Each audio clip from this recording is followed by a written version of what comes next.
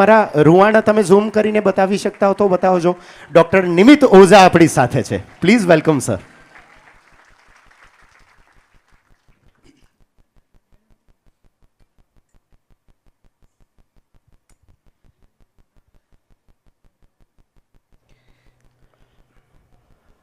આમ નોર્મલી સાહેબ એવું થતું હોય કે ઊભા ઊભા ધ્રુજતા પગ દેખાતા નથી, પણ આજે કદાચ દેખાય બેઠા બેઠા, કેમ કે એક સરસ મજાનું વ્યક્તિત્વ આપણી સાથે.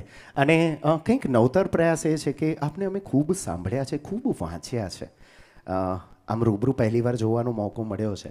અને આપની સાથે એ પ્રશ્નોત્તરીમાં અમારે લોકોના ઘણા બધા એવા મૂંઝવતા પ્રશ્નો છે એને આગળ ધપાવવાનો છે. તો સૌ પહેલાં એક મિનિટ, અરે sorry to interrupt. Sir sir sir તમે કાંઈ પૂછો એ પહેલાં મારે કંઈક કહેવું છે. નાનું એવું શહેર આટલો બધો પ્રેમ કરી શકે એની મને કલ્પના નહોતી. અને સુક્કા કહી શકાય એવા પ્રદેશમાં આટલી બધી ભીનાશ જોઈને હું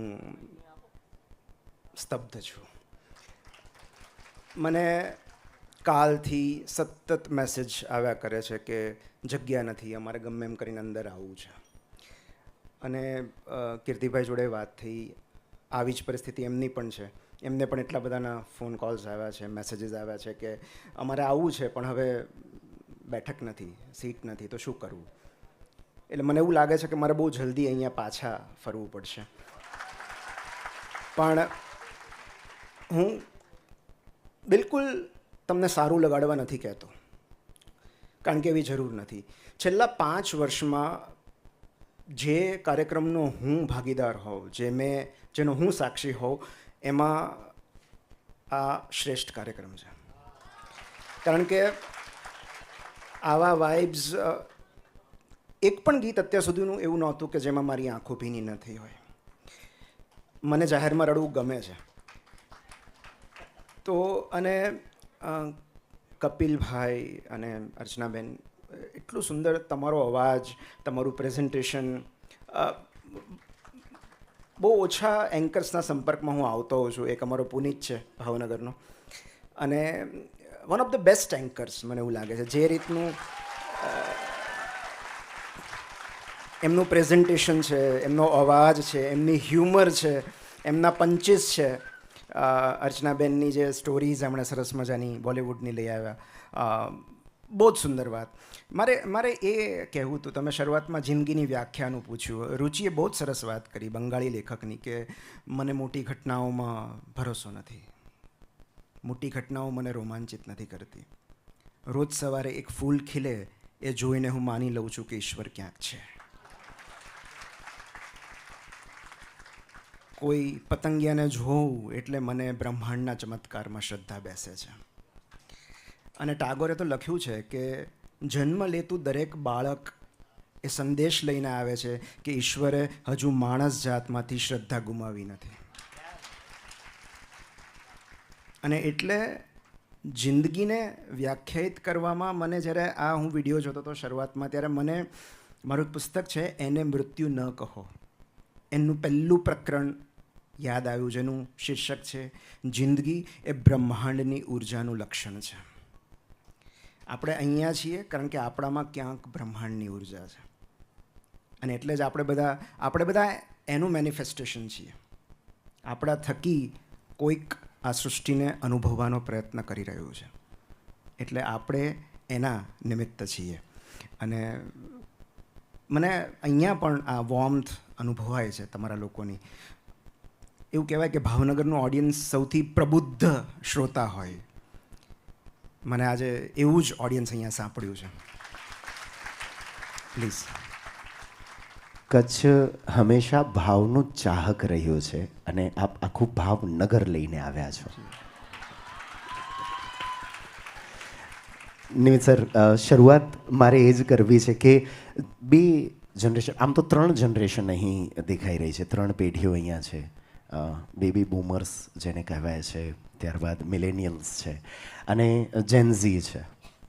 એ જે પેઢીઓ વચ્ચેનો ગેપ છે એ જે વધી રહ્યો છે, હવે આમાં મારે બે વસ્તુઓ ઇન્ક્લુડ કરવી છે આ જ પ્રશ્નમાં, કે એક તો વધુ પડતા સોશિયલ મીડિયાના ઉપયોગની બાળકો પર થતી ખરાબ અસરો, અને બે પેઢીઓ વચ્ચે ઇમોશનલી અને ટેકનોલોજીકલી ગેપ જે વધતો જાય છે, એ બંને પેઢીઓએ એને કેવી રીતે કવર કરવું પડશે?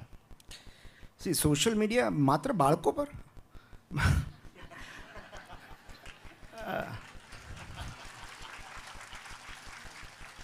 બાળકોથી વધારે અસર તો આપણા પર થાય છે અત્યારે.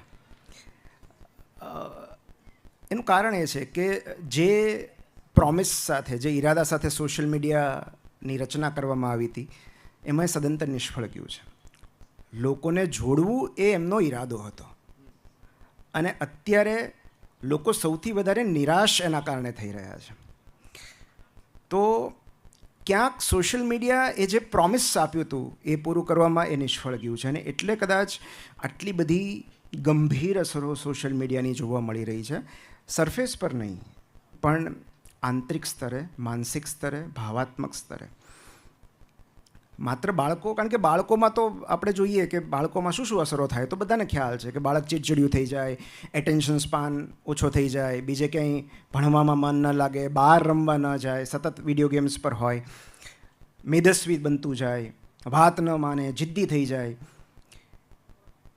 પણ એની સૌથી લાંબા ગાળાની અસરો માનસિક સ્વાસ્થ્ય પર થાય છે, અને જે માત્ર બાળપણ પૂરતું મર્યાદિત નથી, માત્ર એ બાળકોને જ અસર કરે છે એવું નથી, એ સૌથી વધારે આપણને પણ અસર કરે છે. અને જ્યાં સુધી પેલું કહેવાય છે ને કે જો એક માણસને સંપૂર્ણ બરબાદ કરવો હોય તો બીજું કશું જ કરવાની જરૂર નથી. એની પાસેથી સંગીત, સાહિત્ય, કલા, પુસ્તકો, રમતગમત, પ્રવાસ અને પ્રકૃતિ છીનવી લો અને મોબાઈલ આપી દો, એ આપોઆપ નાશ પામશે. કારણ કે આપણું મન, આપણું બ્રેન આટલી બધી ઇન્ફોર્મેશન હેન્ડલ કરવા માટે સર્જાયેલું નથી. We are not designed to handle so much of information. અને માહિતીનો અતિરેક આપણા માનસને ઈજાગ્રસ્ત કરી નાખે છે. અને એટલે માહિતીઓના જગતમાંથી નીકળીને અનુભૂતિના જગતમાં સમયસર પ્રવેશવું જરૂરી છે.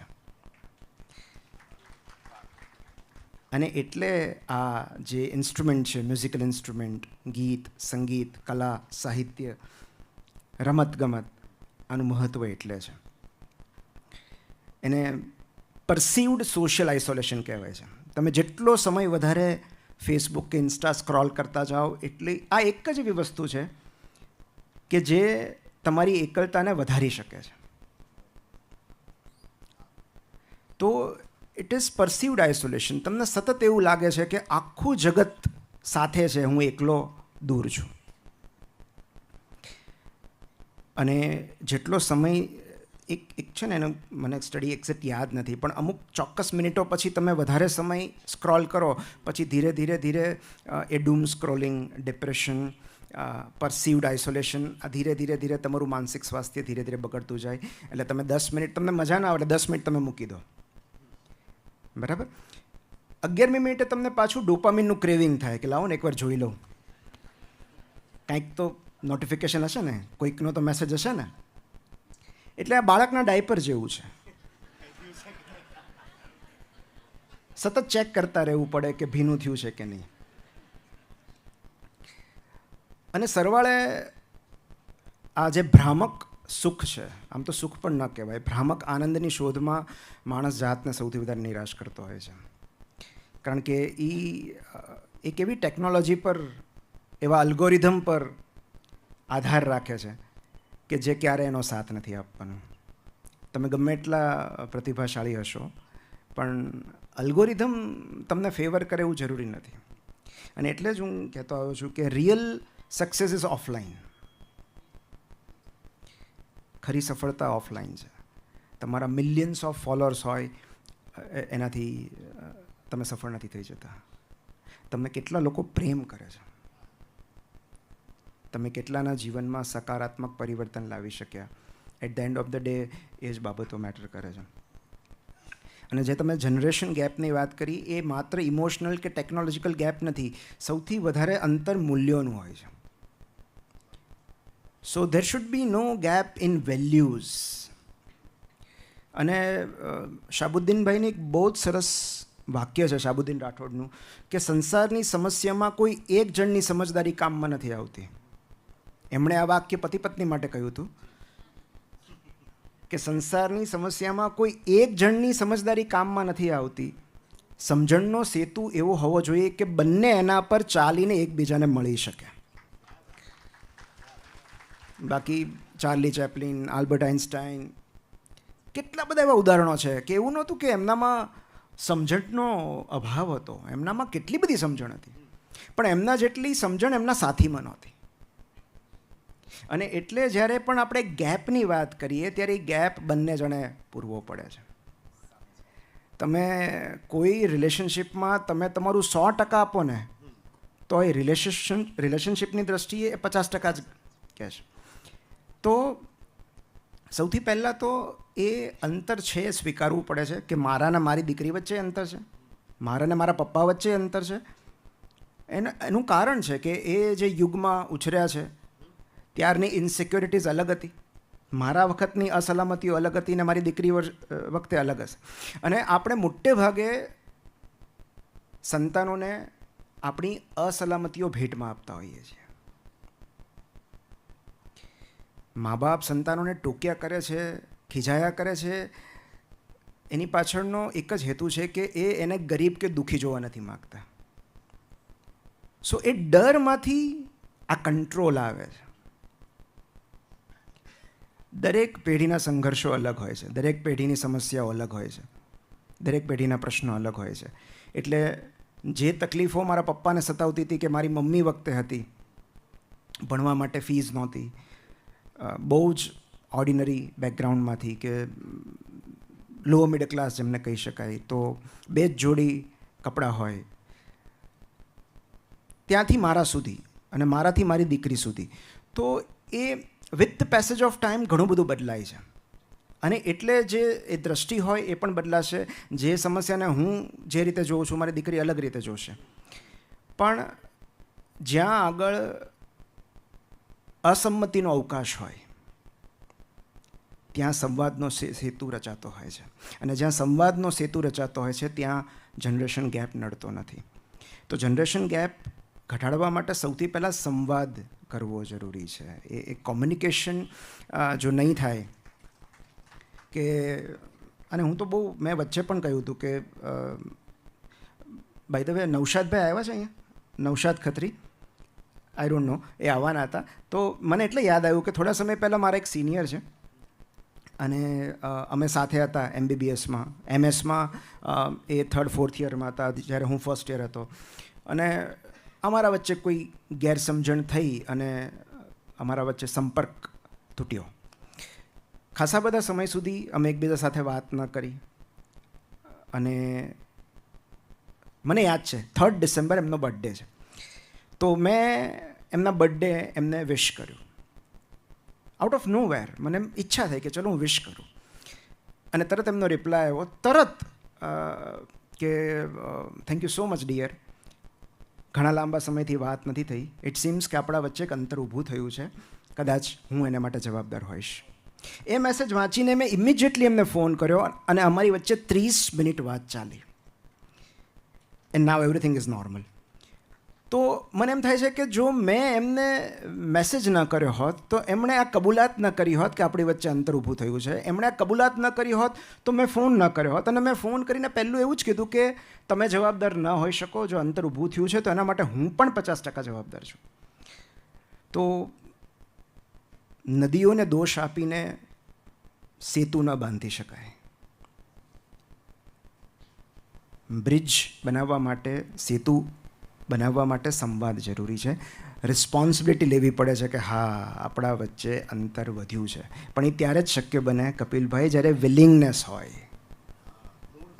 વિલિંગનેસ કે મારે તમારી સાથેનું અંતર ઘટાડવામાં મને રસ છે. એટલે જનરેશન ગેપ ઘટાડવામાં જ્યારે બંને પેઢીને રસ હોય ત્યારે મેં જોયા છે કેટલા બધા લોકો, અને મોટે ભાગે એવું બનતું હોય છે કે જે ત્રીજી પેઢી હોય એને પહેલી પેઢી સાથે વધારે ફાવતું હોય છે. મારી દીકરીને મારી કરતાં કે એની મમ્મી કરતાં એના દાદા દાદી સાથે કે નાના સાથે વધારે ફાવે છે. અને એનું કારણ એ છે કે દુશ્મન કા દુશ્મન દોસ્ત હોતા હૈ.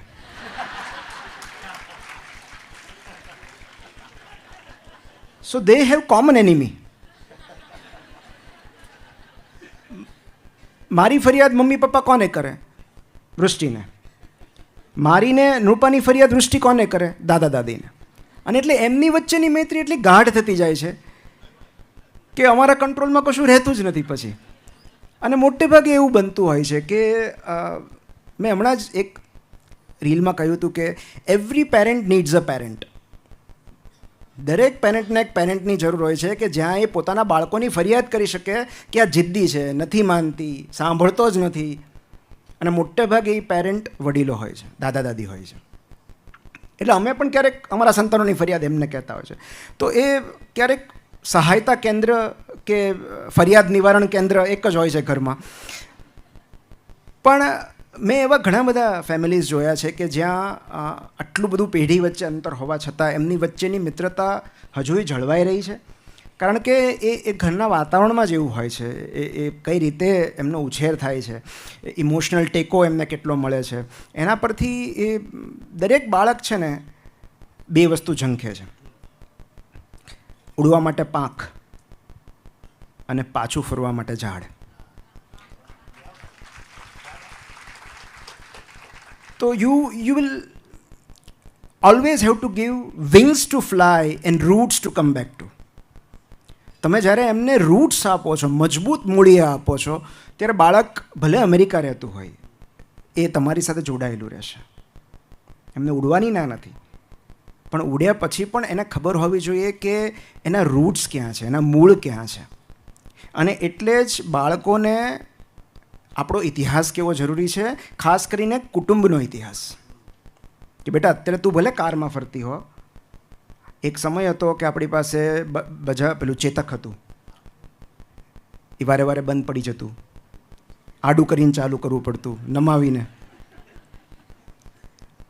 તો મારા દાદા શિક્ષક હતા આલ્ફ્રેડ હાઈસ્કૂલમાં.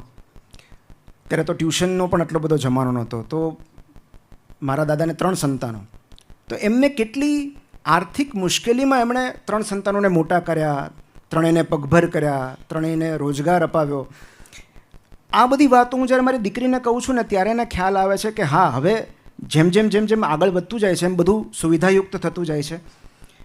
હવે આપણે ઘણા બધા આર્થિક રીતે સદ્ધર છીએ, પણ પહેલાં આવું નહોતું. અને એટલે જ આપણે જ્યારે આપણા ફેમિલી મેમ્બર્સને હીરો તરીકે પોર્ટ્રે કરીએ છીએ ને ત્યારે આ જનરેશન ગેપ ઘટે છે. કે તારા કાકા કેટલા મહાન હતા તને ખબર છે? તો આજે વાર્તા છે ને એ બહુ જરૂરી છે.